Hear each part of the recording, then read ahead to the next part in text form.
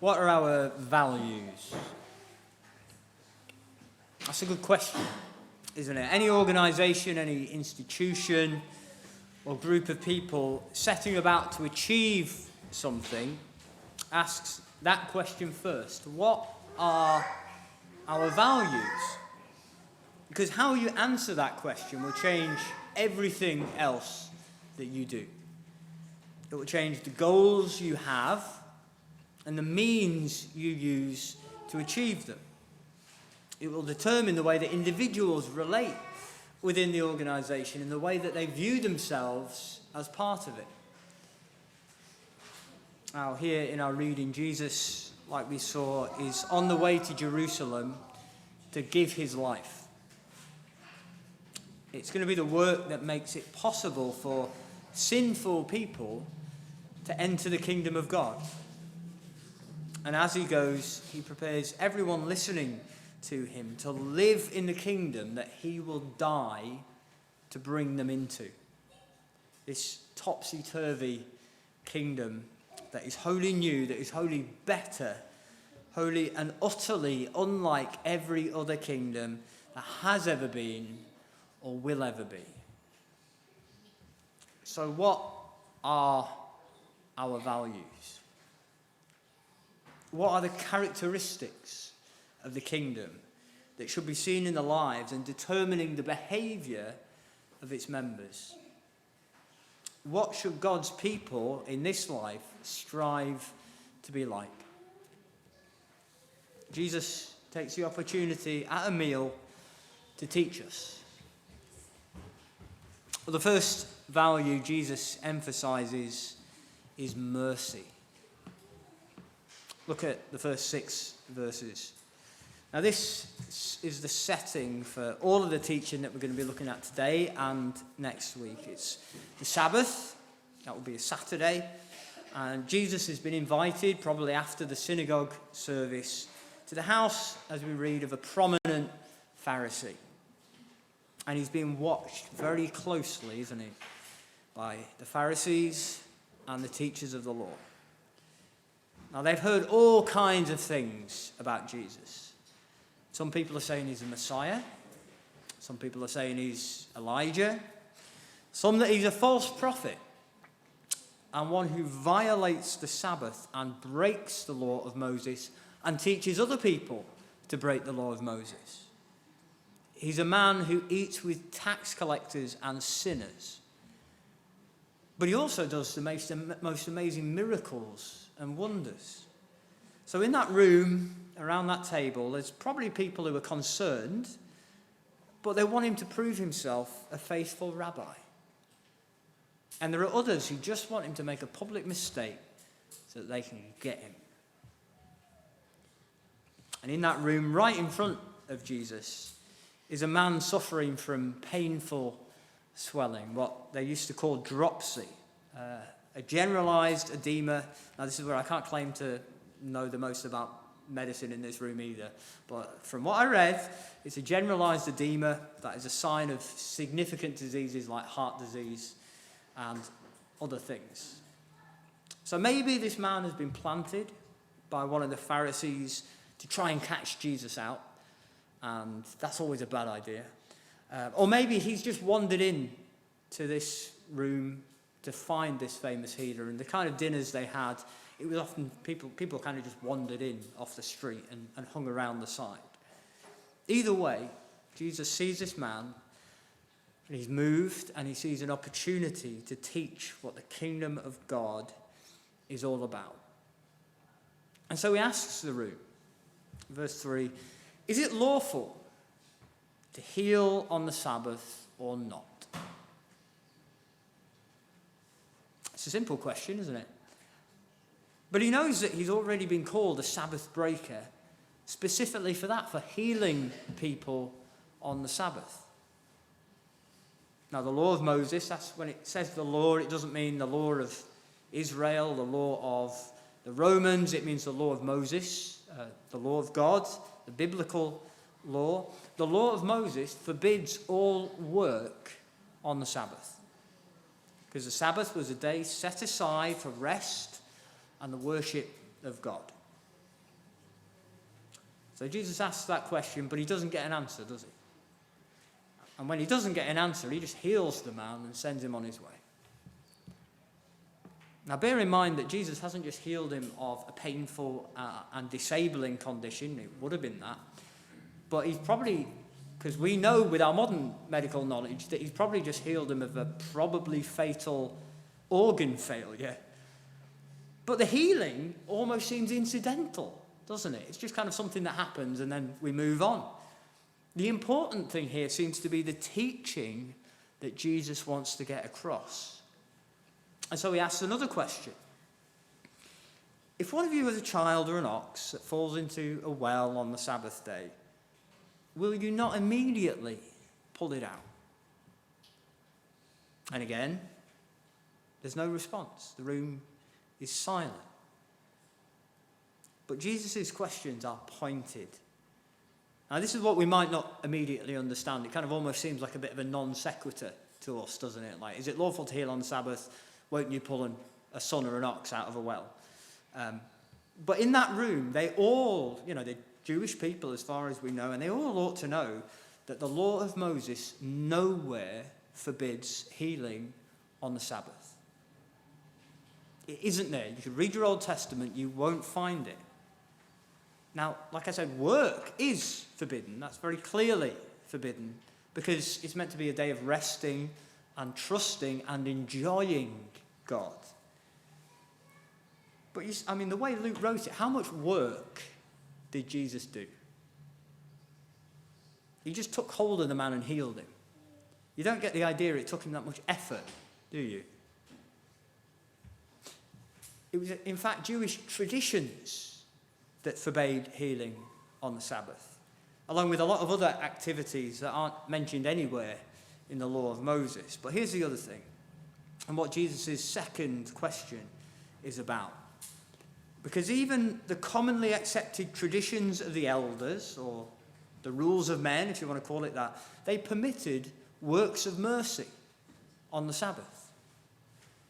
If a child or an ox or a donkey or whatever fell into a well or a ditch, even on the Sabbath, you were allowed to get them out. You didn't have to wait until Saturday night to get. You're allowed to get them out, even though, maybe if it's a child, not so much, but if it's an ox or a donkey, that's going to involve a fair amount of work, isn't it? When they got a rhino stuck in the ditch up Dalton way, they shot it because it was too much work getting it out. Right, you try and get an ox out of a ditch or a well, that's a lot of work, isn't it? But the harm in leaving them there made what would otherwise be a violation of the Sabbath necessary, because God is a God of mercy. We shouldn't pass by someone in need, even a dumb animal, and not act. We should show them the same mercy that God has shown us. And it doesn't matter whether it's a Sabbath or not. Mercy's a requirement. Isn't that what the Sabbath is all about? The mercy of God. On the seventh day he rested, and he told us to rest, because it's a good thing. Enjoy it. Was there any better way of healing this ill man, freeing him to enjoy the Sabbath, than healing him, than showing him mercy? It seems that many of the people in that room with Jesus that day had become so bound up in human traditions and rules that they'd stopped caring about the things that God cares about. They would rather a suffering man wait than see him healed on the Sabbath. And they got things backwards, hadn't they? And everyone who worships the true God risks making the same mistakes and of elevating the rules and frameworks that we've added above the kingdom values that they are meant to uphold. The kingdom is about mercy. It's about freedom and healing and relief from our suffering. God cares about mercy. But the second value Jesus emphasizes here, and we've already started to think about this a bit, is humility. Look at verses 7 to 11. Now, humility is another common theme that runs through the Gospel of Luke like Blackpool through a stick of rock. It's the same humility we see where Mary praises God by saying he's brought down rulers from their thrones but has lifted up the humble. He's filled the hungry with good things but has sent the rich away empty. It's the blessing of Simeon in the temple courts that this child is destined to call the falling and rising of many in Israel. This is a rabbi who calls tax collectors and fishermen and zealots and women to follow him. This is a king who will be anointed by a sinful woman and praise her for the greatness of her love. This is a teacher who was just in chapter 13 been saying that there are those who are last who will be first, and first who will be last. And he invited to eat with a local bigwig, this prominent Pharisee. He sees people scrambling for social position.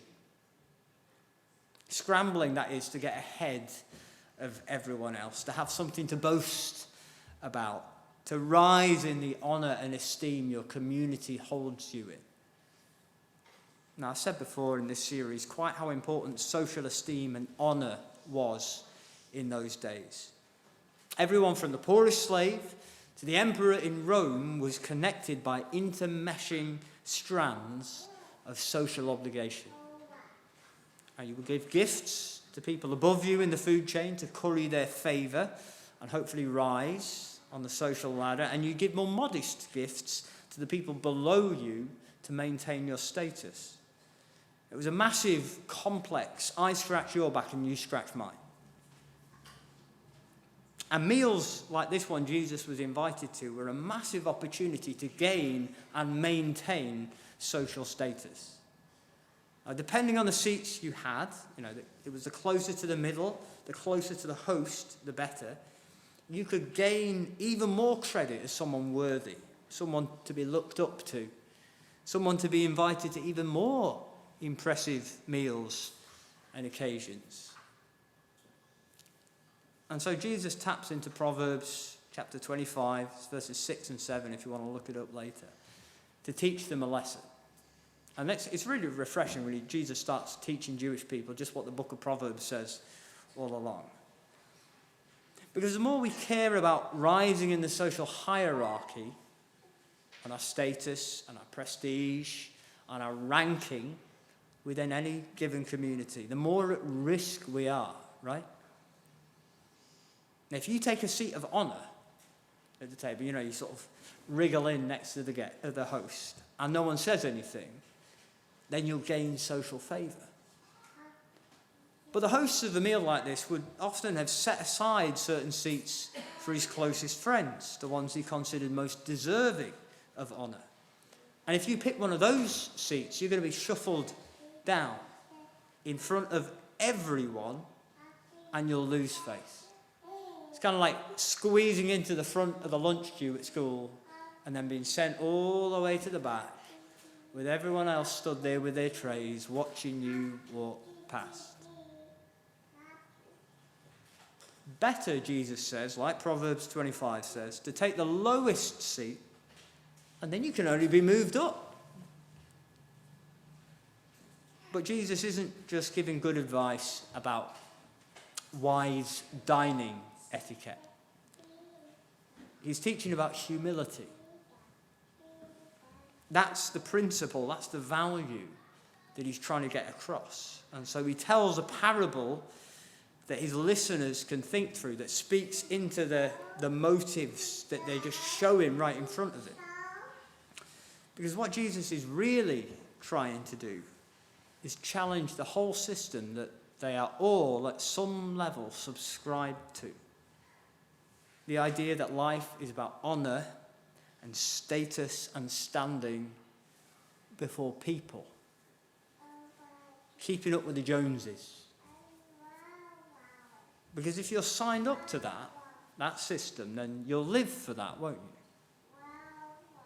You won't care about mercy or love or anything like that if it gets in the way of looking good in front of the people that you want to impress. You'll care more about appearances than about anything real. And if you know the Bible, that's bad news, isn't it? Because God, as we should know, isn't impressed by appearances or the way that we might present ourselves to other people. 1 Samuel 16 verse 7, you probably know this verse. The Lord does not look at the things people look at.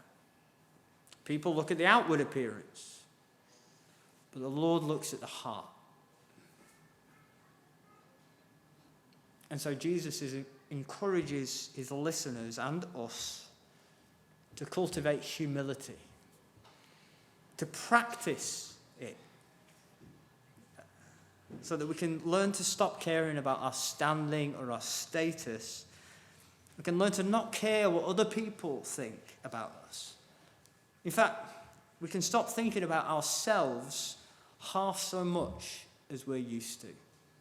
And I don't know who said it first. I've heard it in Rick Warren, but I think it's older than that. Maybe someone said C.S. Lewis says it, but I think if C.S. Lewis said everything that people said he said, he'd have never had time for saying anything else, would he?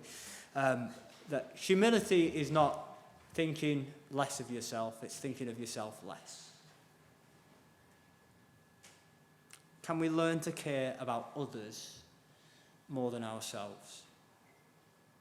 Can we learn from the Son of Man to want to serve more than we want to be served? Because God cares about humility. The third and final value Jesus wants to teach here is generosity. Look at verses 12 to 14.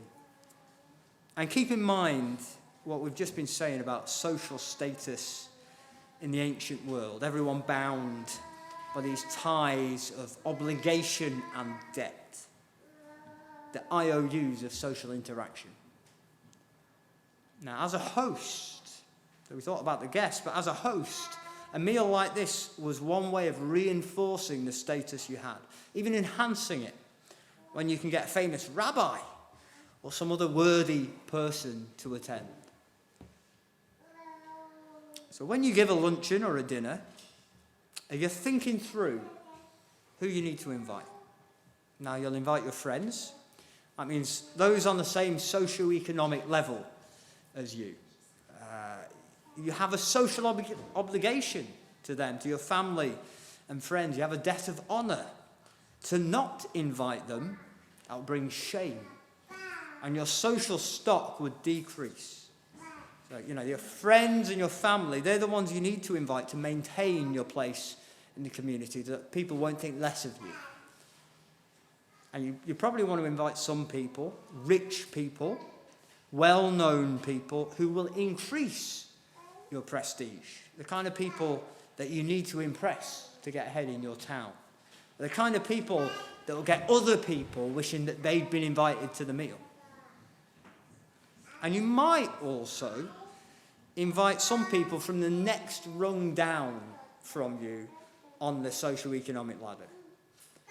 Because if you invite them, they will owe you one. By helping them raise their social standing and kind of getting invited to a fancier party than normal, you'll create an obligation. You'll create a debt, and you make an ally with a vested interest in scratching your back. But there is one category of people you are not going to invite. There's one category of people who won't help you enhance the prestige of your house. There is one category of people you don't want to be associated with. You can probably see where I'm going with this, can't you? Can you see the buttons that Jesus is pressing?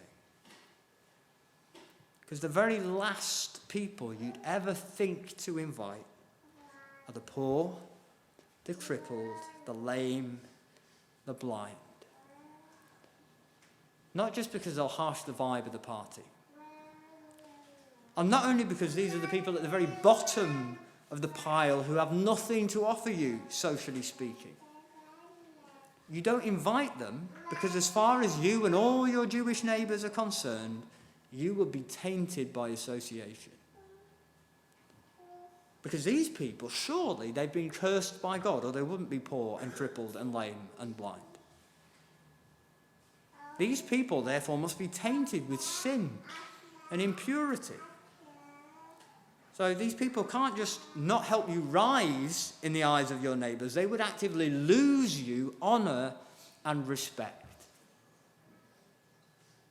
Now, you might give them food on occasion. Charitable giving, it will gain you honour if you do it publicly and loudly enough. But you won't invite them into your house.